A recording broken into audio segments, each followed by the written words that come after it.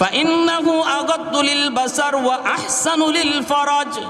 নবী বলে, আরে যুবক, খেয়াল করে শুনো, বয়স হয়ে গেল তোমার বিয়ে করার, এরপরে যদি বিয়ে না করো, আমি নবী বললাম বিয়ে করো, করার দ্বারা তোমার চোখটা নত হয়ে আসবে, লজ্জাস্থানের হেফাজত হবে। ভাইরা খেয়াল করে শোনো, বিয়ের দ্বারা আল্লাহ পাক রিজিকের ব্যবস্থা করে, এটা নবীর হাদিস।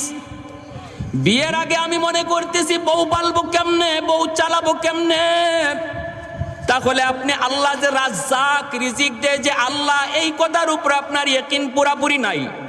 ঠিক কিনা জোরে কন? বুঝা গেল আপনি খাওয়ান, আপনি পালেন না, না, এখন আপনি একা, আপনার আল্লাহ খাওয়ায়। যখন আপনি হবেন 2 জন, তখনও কে খাওয়ায়? যখন হবেন 4 জন, তখনও কে খাওয়াবে? অতএব বিয়ের